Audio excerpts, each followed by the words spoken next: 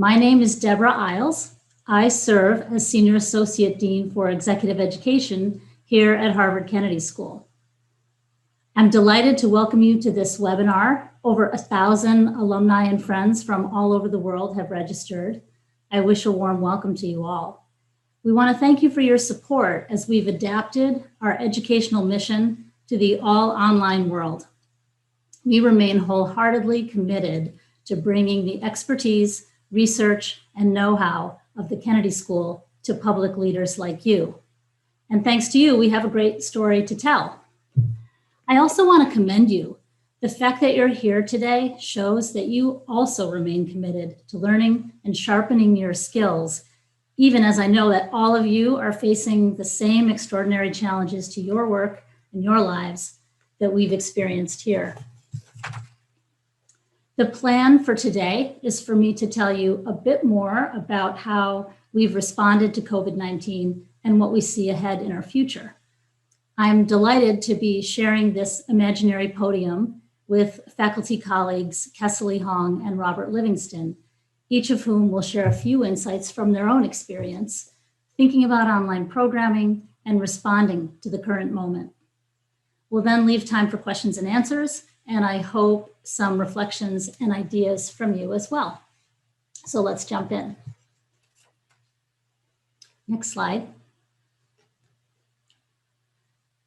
Harvard Kennedy School is the leading source globally for executive education focused on the public sector, serving leaders for the public good.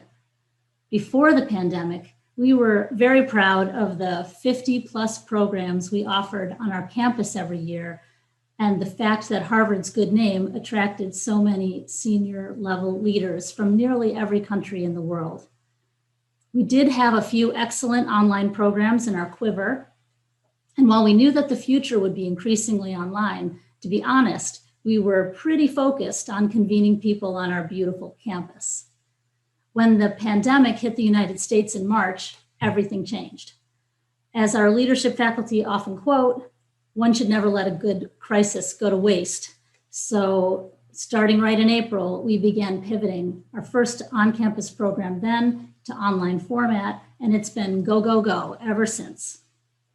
The faculty chairs and the program teams embraced the challenge together, building on the strong foundations of that small core of online programs.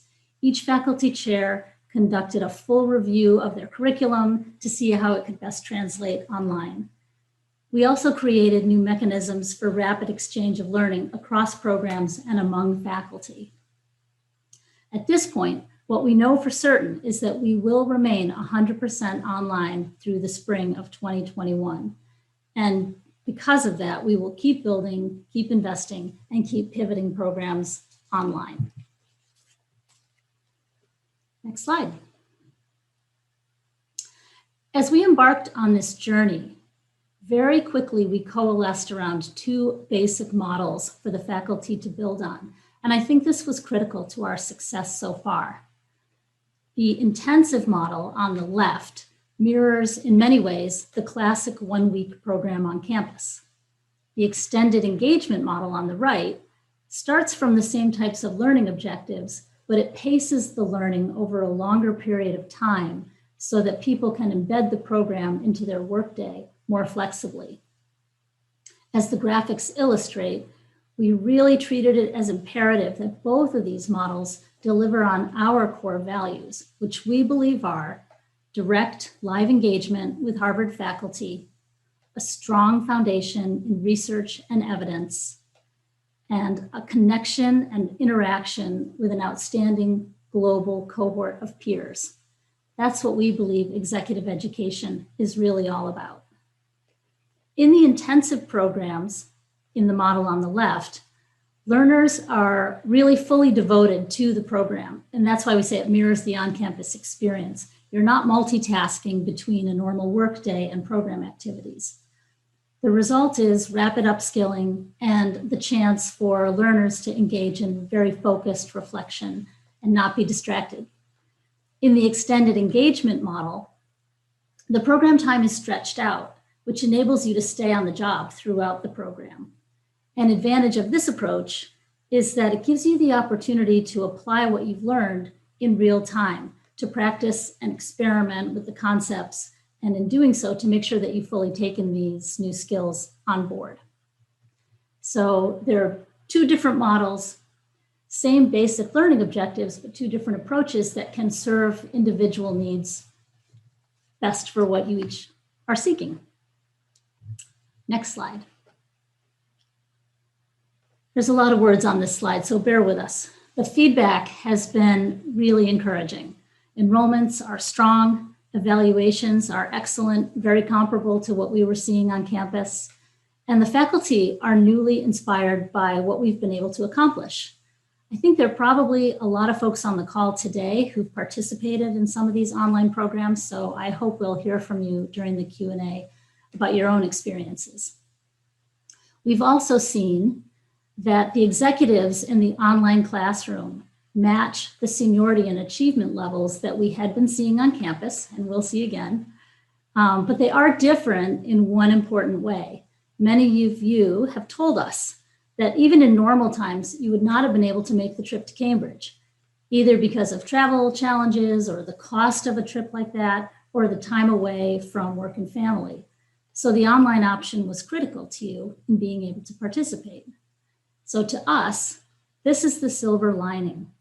With a lot of innovation and building from a strong base, we really do believe that we have expanded our reach during this upside down time. Next slide. And reach and impact are what the Kennedy School is all about. So as we look to the future, we anticipate a very different mix of executive programs happening at Harvard Kennedy School. Believe me, we want to be able to welcome executive learners back to campus as soon as it's safe and possible to do so. And we also expect that many of the online programs we've worked so hard to develop more recently will mature into longstanding core offerings. When COVID becomes just a blip in the rearview mirror, the mix of programs that we offer, as you can see in this chart, will be very different and much richer than it was before. So in addition to having many more online options, we also believe that we'll be able to bring the best of both worlds together in new blended programs that combine online and on-campus elements. So an exciting time, I guess, is the summary.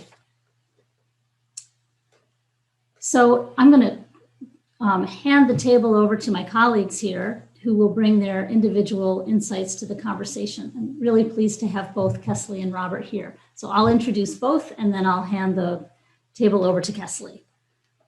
Dr. Kessely Hong is a senior lecturer in public policy who co-chairs our negotiations program on campus. A fun story about this. Way back in April, we had a custom program client who identified correctly that their upcoming critical negotiation would need to be conducted online. Their negotiation needed to be managed virtually. They had the idea that they could best prepare their negotiating team via online learning. And Dr. Hong had the vision to design a highly interactive program that made that possible. This spring, she will bring the same techniques to an online pivot of negotiation strategies, one of our longtime signature courses. Dr. Robert Livingston, lecturer in public policy, chairs our on-campus program, Strategies for Building and Leading Diverse Organizations. In October, he published an important piece in the Harvard Business Review on promoting racial equity at work. And he has a new book coming out next month on the same topic. He's just finished designing a companion program to launch this spring on the same topic, one that is obviously very much on everyone's minds. The speed with which Robert has moved to bring his research into practice is really laudable, and launching a program this quickly would have been unprecedented a year ago. So how important is it that we're able to do this today? So I thank you both for being here, and we will hear first from Kesley. Thank you so much, Deb. I'm delighted to be here with you, and I'd like to thank everyone for joining us today.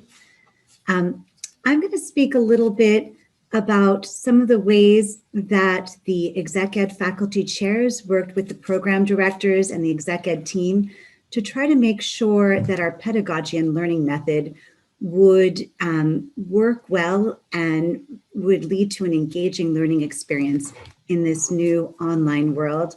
And then my colleague Robert will speak to you about trying to bring in some cutting edge research into the program contents. So whether you're in the intensive or the extended model, we really believe that it's important to keep you actively engaged in your learning.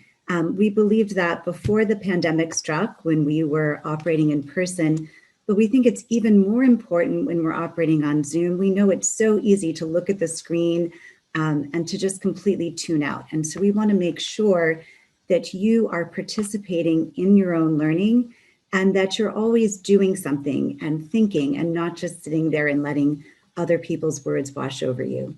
And so I'm going to share my screen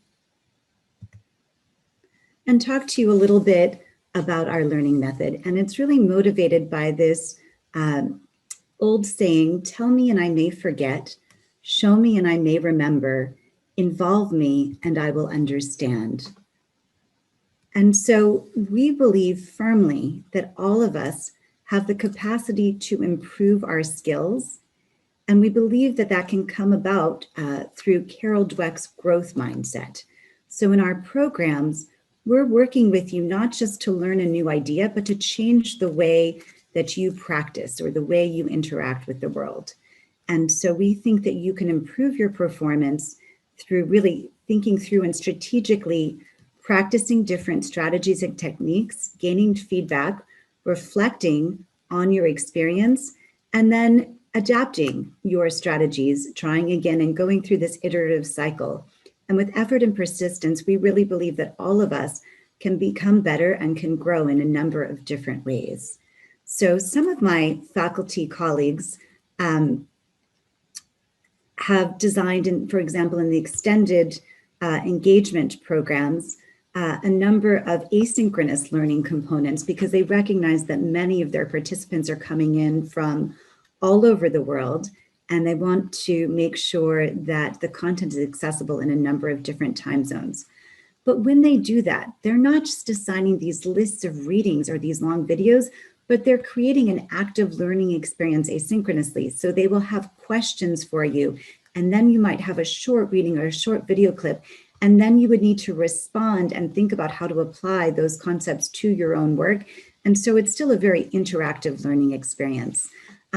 In my own program, so I teach in a number of different programs, including the flagship Senior Executive Fellows program. And then in the programs I co-chair with Brian Mandel on negotiation strategies, we believe in bringing in the growth mindset through simultaneous live sessions where we make heavy use of negotiation simulations. And so those involve several stages. We would introduce a concept or a theory.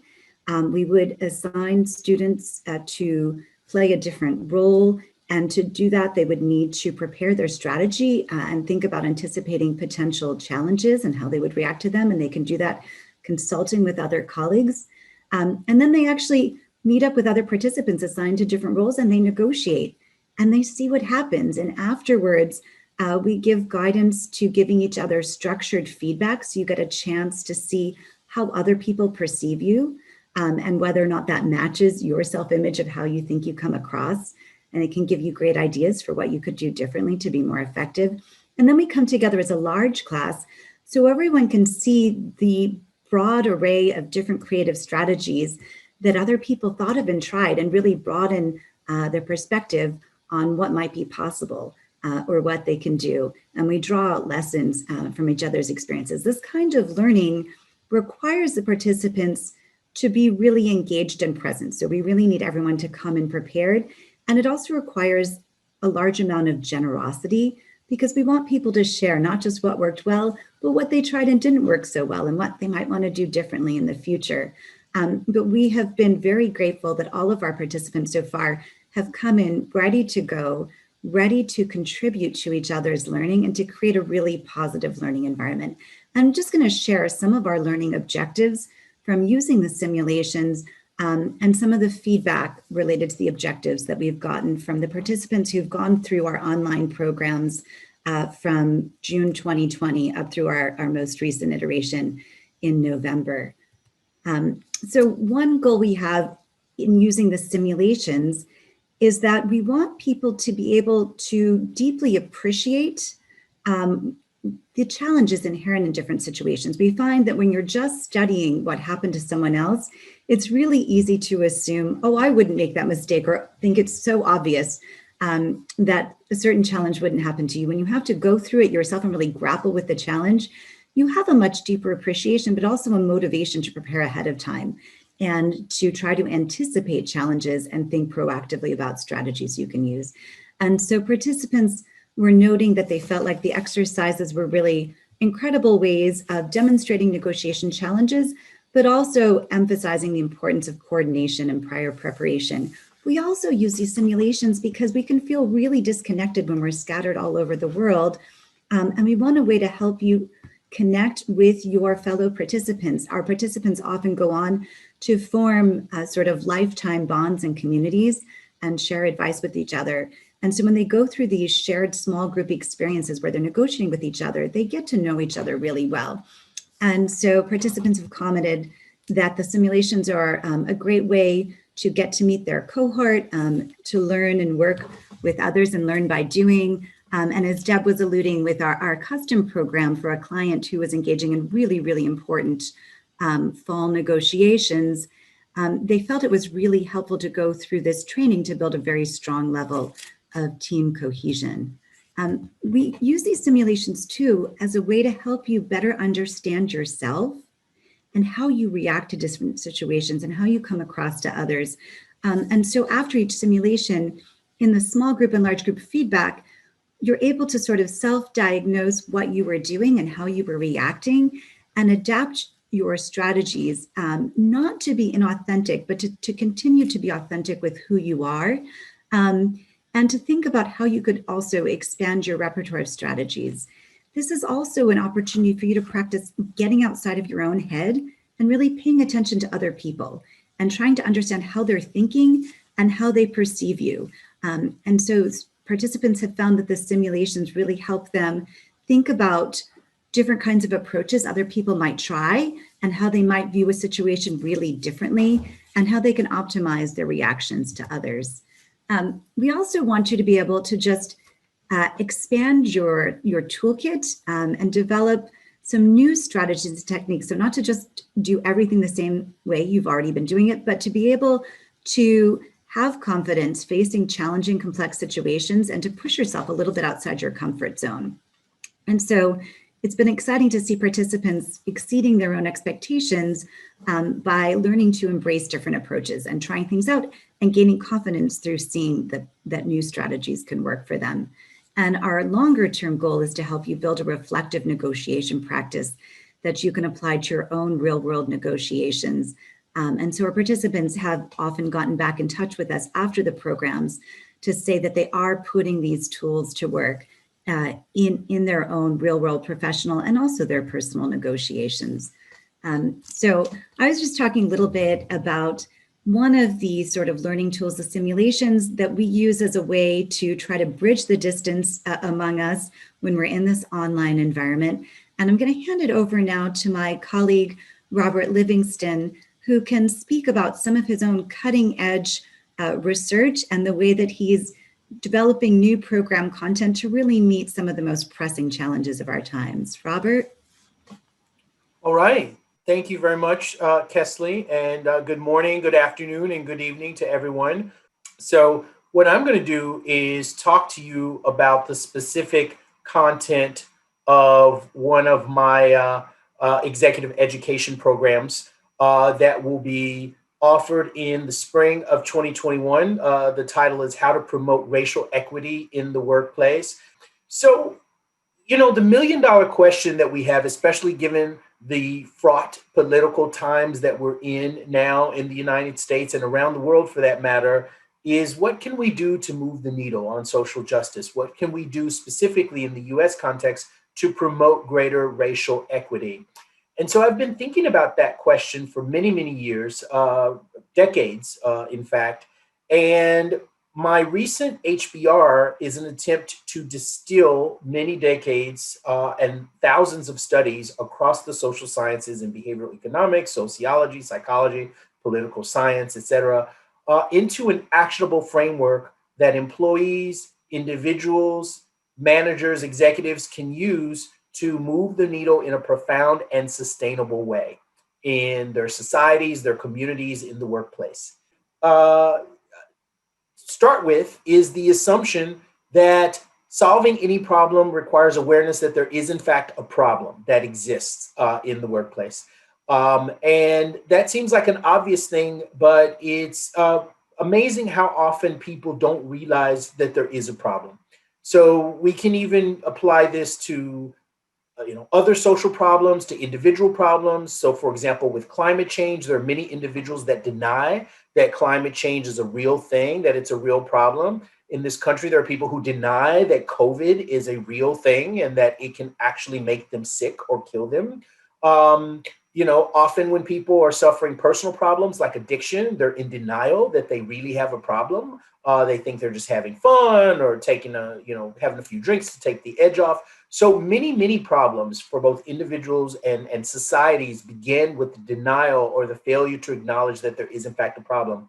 And racism is no exception. In fact, recent surveys have shown that a large proportion of the white population does not believe that racism against people of color is a real thing. And so one of the first challenges is raising people's awareness that there is in fact a problem, because if you don't do that and you go straight to the solution, then the solution will be perceived as the problem because people won't believe that the problem is actually real. So although problem awareness is necessary, it's not sufficient. Once you've identified a problem, you have to sort of understand where it's coming from. So let's take a medical example. If you think of someone who has a latent illness like cancer and doesn't know it, that's a problem, because if they don't know that they have cancer, then they're not going to seek treatment, which will, enable the disease to progress to different stages. But sometimes when you're sick, you do know that there's a problem because you experience symptoms. So for example, you may experience headaches or you may experience nausea. The doctor's job then is to diagnose where the problem's coming from. What's causing your nausea? And it turns out that nausea can be caused by lots of different things. It can be caused by a bacterial infection or stomach virus. It can be caused by stress and anxiety. It can be caused by pregnancy. It can be caused by myriad other issues. And so knowing what's causing the nausea will best inform the course of treatment and what the doctor should prescribe in order to get rid of the nausea. I call those two stages together the condition, because you're basically diagnosing the condition of the organization or the organism to find out what's wrong and what's causing it.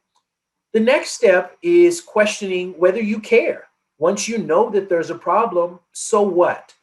It turns out if we think about the case of climate change, there are people who know that the earth is getting warmer, and there are people who know that the cause of it is fossil fuels rather than some natural geological cycle of the planet, but they don't care, or they don't care enough. Maybe they don't care because they care more about profit and think, I'm willing to pollute as long as I can make enough money from it.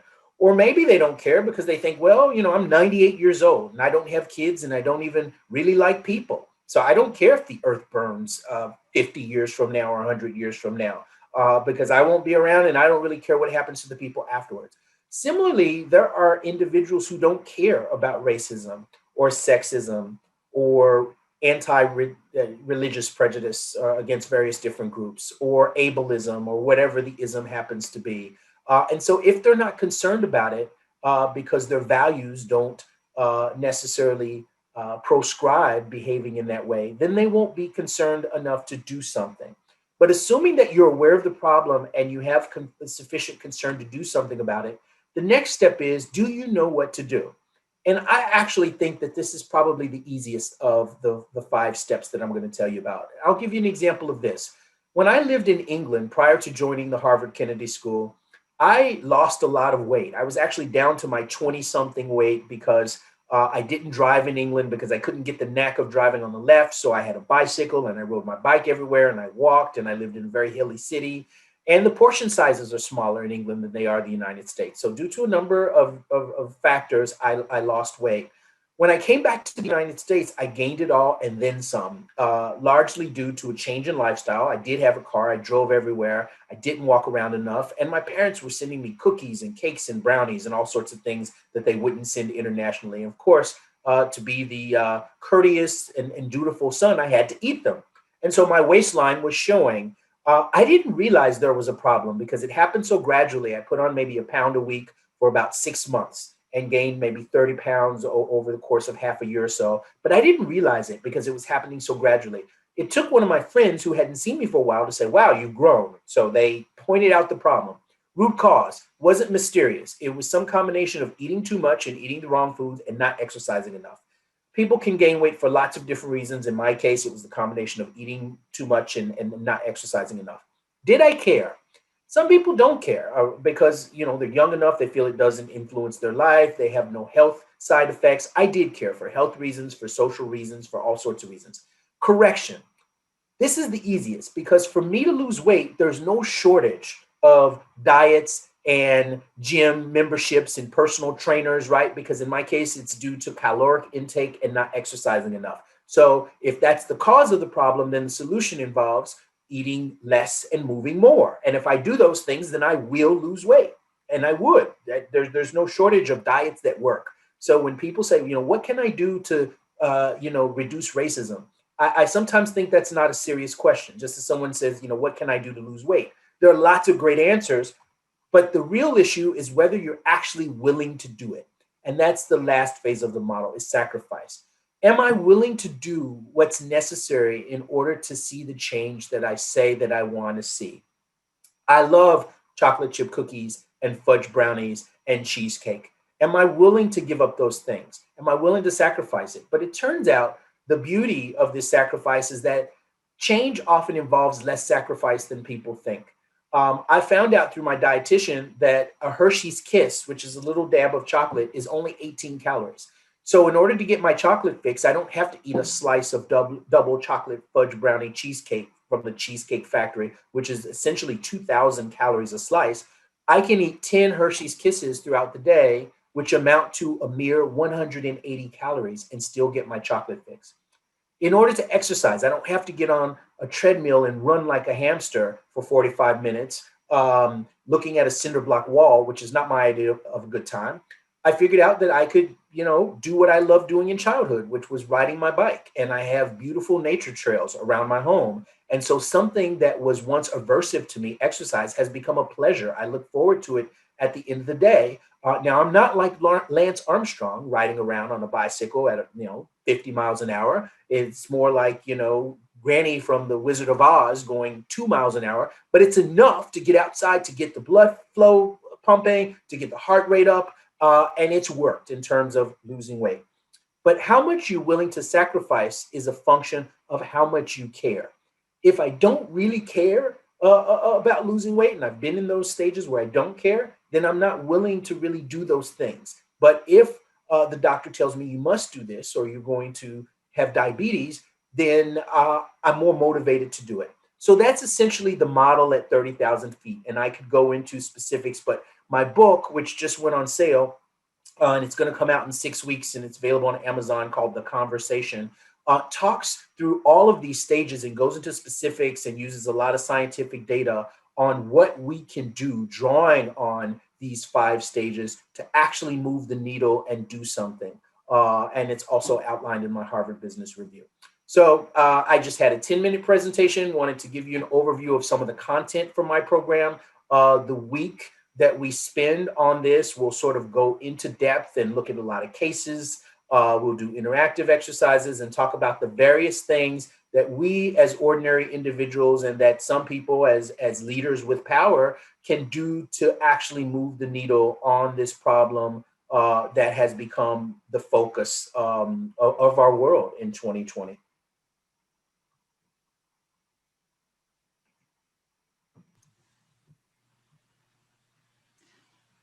Thank you, Robert. I think it's back over to me now. Well, that was great, and I was hearing all that for the first time too. So I'm really excited. I hope that this has been really helpful in my talking about kind of an overview of what we've been doing in executive education. Then hearing Kessely talk about a specific type of pedagogy that's worked really well online, and then Robert's exciting new research and the fact that we're able to bring that immediately to the world. So I thank you both, and I'm going to hand the mic back to CJ, who will manage the Q&A for us, and all three of us will stand by. Yes, thank you all for your words. And if any attendees have questions, please continue to submit them through the Q&A function. So we have a question here from an attendee who is remaining reluctant about online programs. They feel that academic programs really value the reflections with other students in person over coffee over lunch. And so I'm wondering if our faculty members here can talk a bit about how you engage with people through the online forum to recreate that in-person bit. And then they also have asked what our future program will look like, and do we plan to bring many of our programs back onto campus? So Deb, maybe that one's a bit more for you.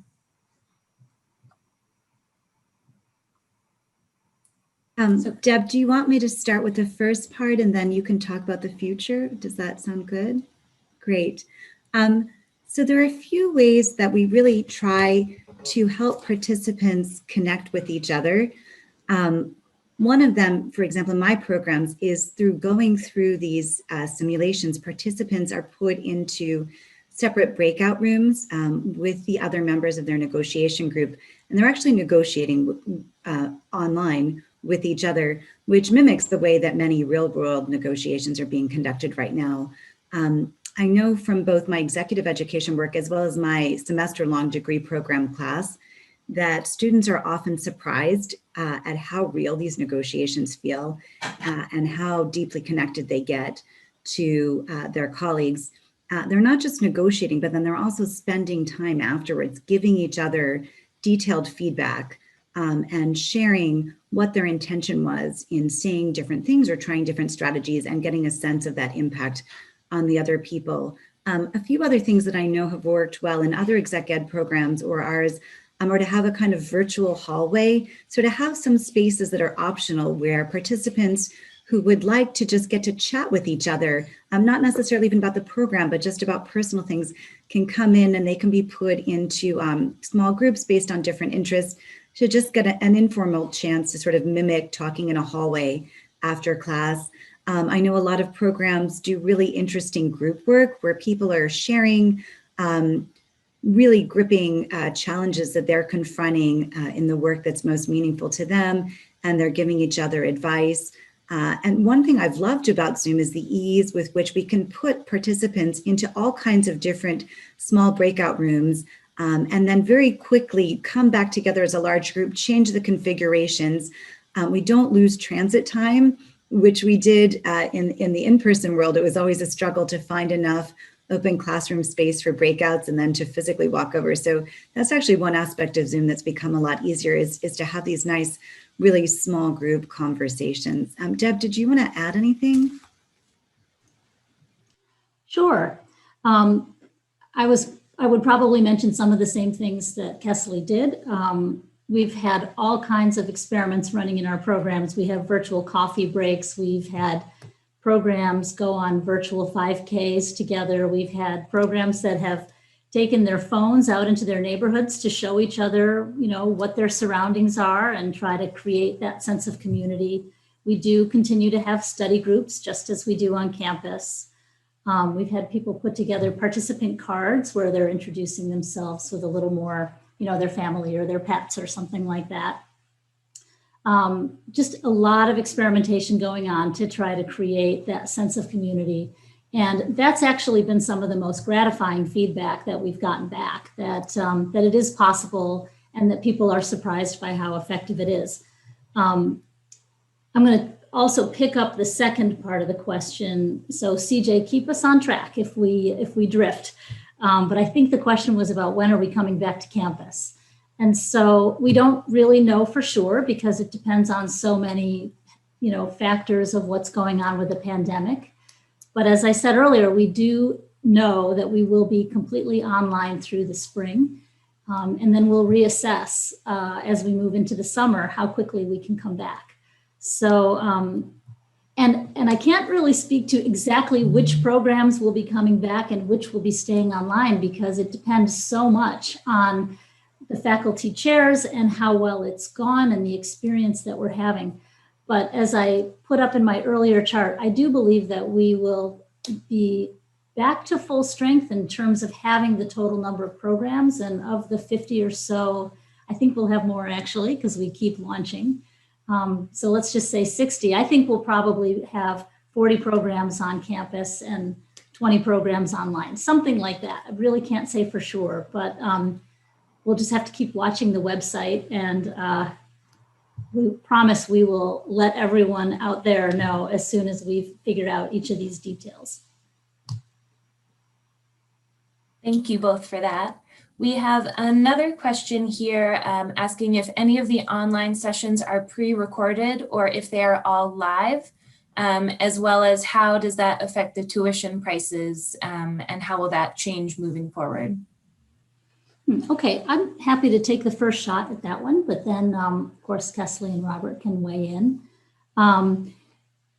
So every program so far has both elements to it. We have some content that is pre-recorded. We call that asynchronous. And the idea there is that people in different time zones and with different scheduling challenges can engage with the material at a time that works for them.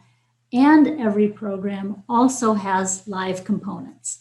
We really do believe that that live interaction with the faculty and with the group, with the cohort, with the study groups is really important to executive learning. So all programs have both of those elements. The tuition has been one of the really exciting and interesting things about this pivot. Because we serve a public sector market and it's a global market where economic conditions are very different all over the world. We do, when we went online, we did cut our tuition prices substantially because, we don't have the catering and the housing and all those elements that we would have on campus. And so I do believe that that's been another factor that's broadened our reach and enabled more people to participate, which we're very, very pleased about. Great. Robert, we have a couple questions here about your program. People are enjoying the PRESS framework.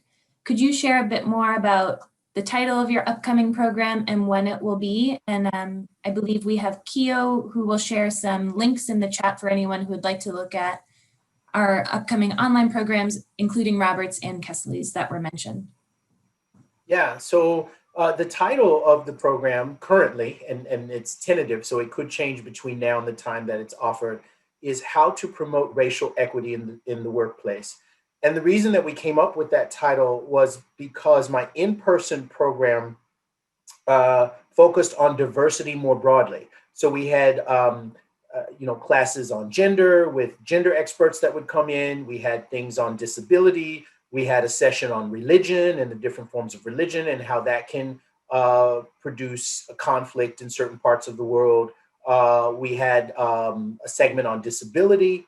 But one of the things that is different about the online session is they're only half a day. And so with the in-person session, you'd start bright and early at 8 or 9 o'clock and you'd go until 4 or 5 p.m. And now these are only afternoon sessions. So we sort of had to become more focused. And given the events of this year with the murder of George Floyd and other things, we thought there was a higher demand and it would make sense to just focus on the racial aspect. Now, to be clear, this isn't to say that, other forms of diversity or other forms of oppression are not important. And of course, at the Kennedy School, we have programs on gender and programs on religion and other things. But we made a conscious decision to focus this one on racial equity. The second part of the question, when is it offered? And I think Deb can chime in. It's going to be the second week of May, I believe, the week of May 10th, we decided. So you've got plenty of time if there are people who are interested in registering for this course, and Deb can give more information offline on the process for applying. Thank you, Robert. We have a few questions here about the technological skills required to attend an online program. Just in general, how are we helping to prepare participants for being in this online classroom, and what kind of support is there throughout each program? Okay, I'll take a shot at that one. I'm going to assume that that question is really about the technical skills. The professional skills are actually somewhat different for each program, and they are outlined on the website under, who should apply on the website. So you can check there for those particulars. But regarding the technical skills, we are using Zoom as our core infrastructure, along with a system called Canvas that people have found very easy to deal with. So you do need to have video, audio, and bandwidth to make the program function. But one thing that we've introduced is, prior to the beginning of each program, we have a tech session where our great experts like Keo and many others kind of get online and basically just practice with the participants before the program starts. And they provide instruction on how to mute yourself, unmute yourself, how to react, how to chat, how to just all the things that you need to do, how to get in and out of a breakout room. All these things are actually very easy, but they can be intimidating for people who haven't done them before. So that is just a routine thing that we have started doing. It's almost always a day or two, depending on what the start date is, right before the beginning of the program. Everybody just gets on and practices and makes sure that all the tech is working.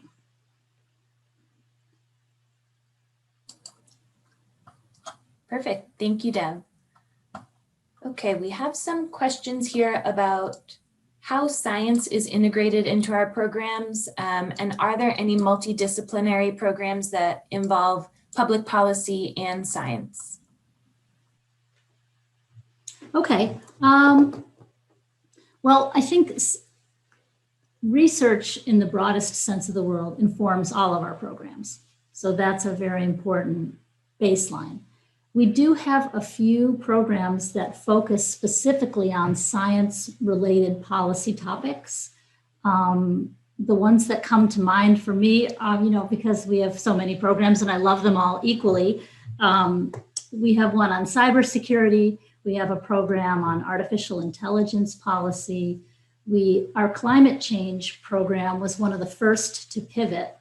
And Rob Stavens, the faculty chair of that program, he is kind of the poster child for a person who loves to teach online. So that's been a very exciting program. And whereas we used to offer that program only once a year, now Rob is like, I want to do this 2 and 3 times a year so that I can make sure everyone has the opportunity to come. Those are the 3 that come right to mind. CJ, maybe you can back me up in case I've forgotten one. There's a digital technology program about delivering service, public service using digital infrastructure. So it's a kind of one step removed from science policy. Yes, thank you, Deb. I think you've covered most of them. It really depends on what type of science we are being referred to in this question. So I would encourage people to look at the online program finder that Keo posted to see what programs are currently available. We also have our 2021 program guide available for download, which includes our whole suite of programs that are available typically. So you can also look through that to see more of the programs that are usually offered in a non-pandemic situation. Okay, we have some questions here about who is qualified to be in these programs. Are there general age requirements or job requirements? Deb, maybe you can look at that from a general perspective. And then Kesley or Robert, if you want to talk a bit more about who's the ideal candidate, public sector, private sector, executive level for your program specifically. Okay, I will start on that.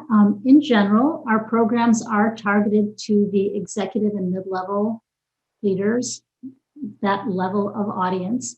The requirements are purely professional, so we do not have educational attainment type requirements.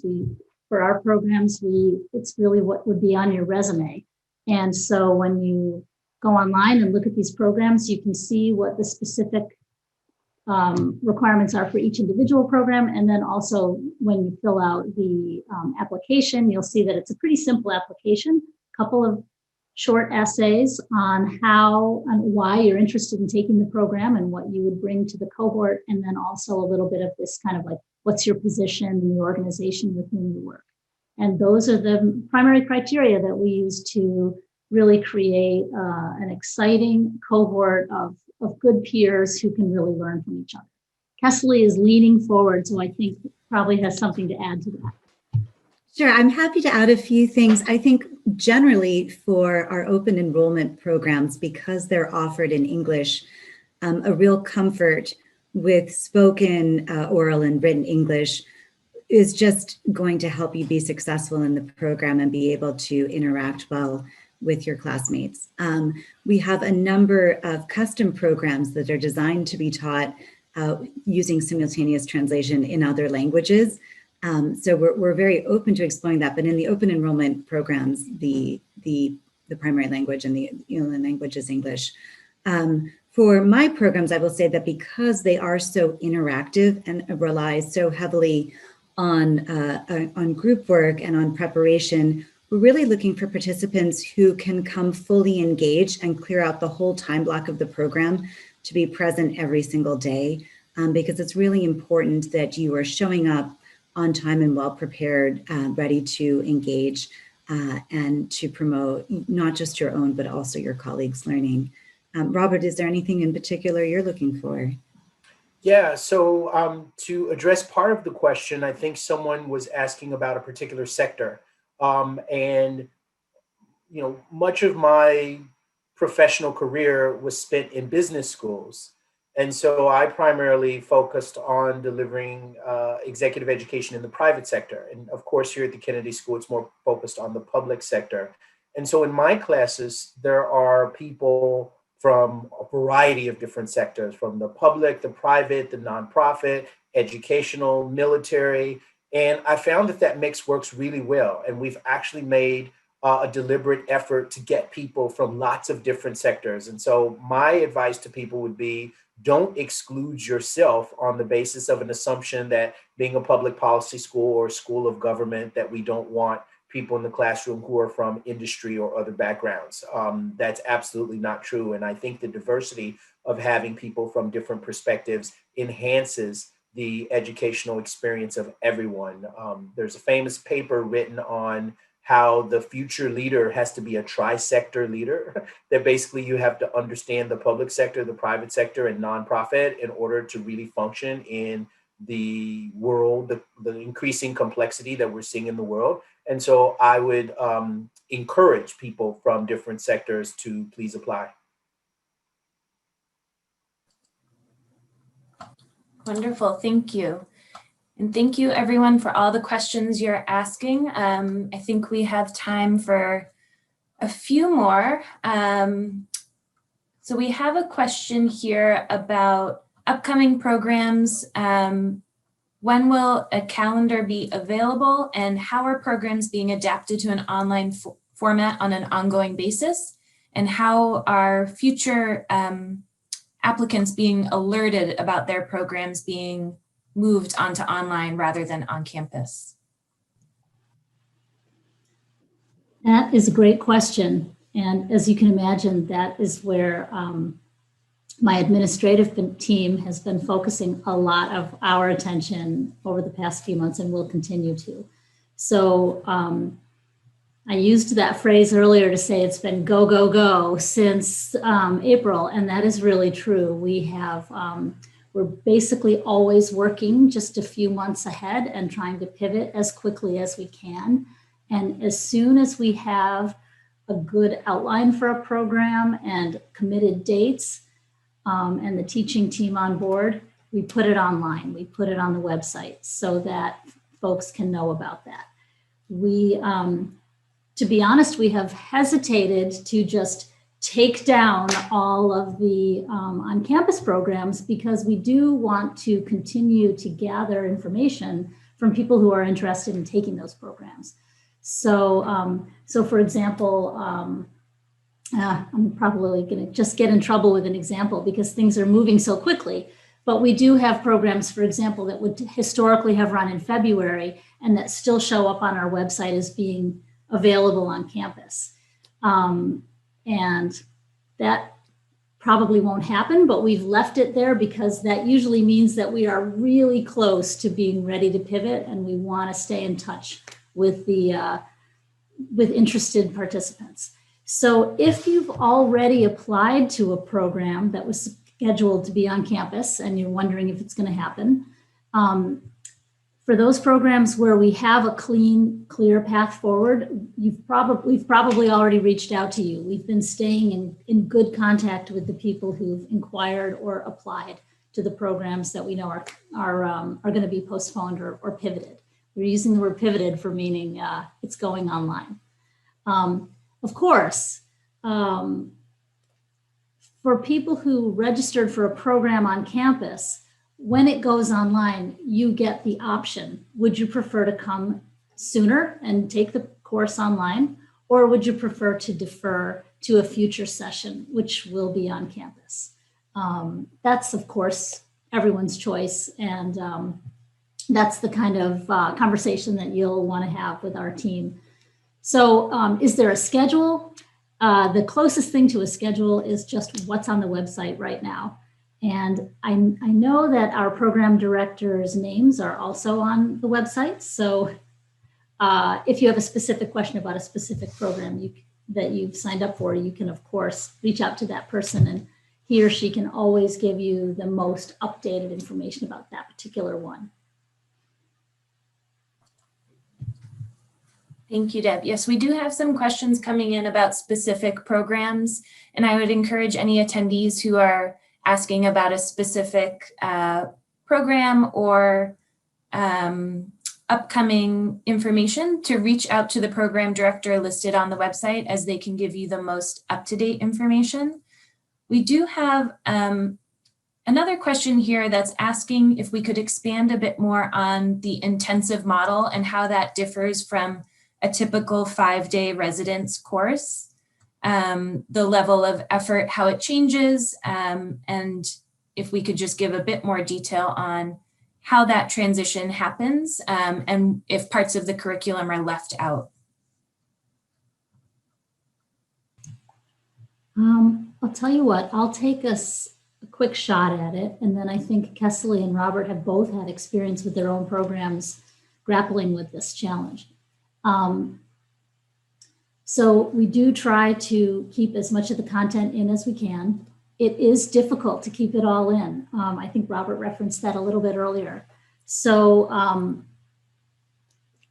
difficult choices sometimes have to be made. And what a lot of our faculty have done is basically because people can't really tolerate being on Zoom for 8 hours and being constructive.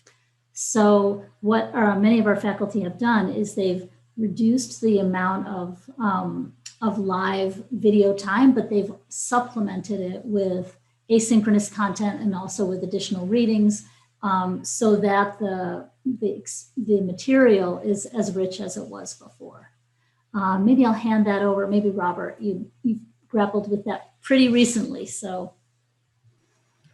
I have grappled with that, and I would say what's changed more than anything is the quantity and not the quality. So the quality, I think, is the same, if not enhanced. I think there are many students who have expressed, this idea that they enjoy the online learning more because they tend to be more introverted, and in the in-person, it's almost like going back to high school.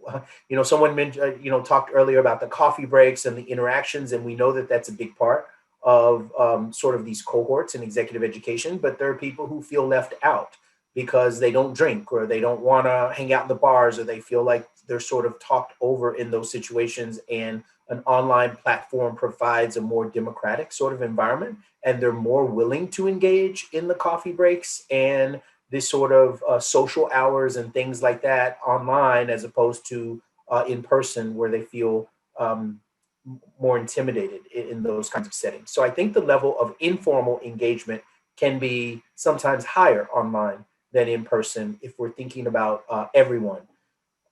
In terms of the actual course content or theoretical material that's covered, I agree with Deb.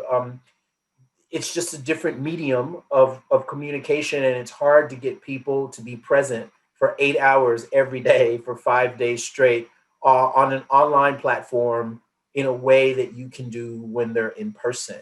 And so I think that necessarily means that you can't give as much material as you could in an 8-hour in-person day.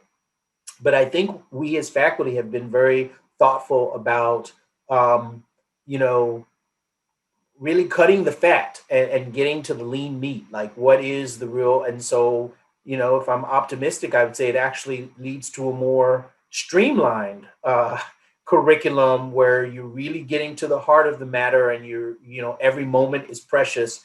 And so you don't have time to kind of beat around the bush, that you get straight to it, and it provides in some ways maybe a more efficient learning mode. I'll let Kesley weigh in if she wants to add anything or not. I think what you said, Robert, is exactly right. So we're trying to pull out the absolutely critical learning elements and make sure that those stay in the program, but we're also selecting examples and activities and exercises that work really well in an online environment. And what I know a number of programs, including ours, have done is we've taken the key pieces or snippets of some faculty lectures, and we've turned them into shorter asynchronous components, and then added in just sort of a Q&A informal discussion session with a faculty member. So participants have a chance to use the live time to be engaged with the faculty, asking questions, going back and forth, instead of having it be a one-way sort of speech. And so it's been a nice way to kind of include the content, but also build in some interaction.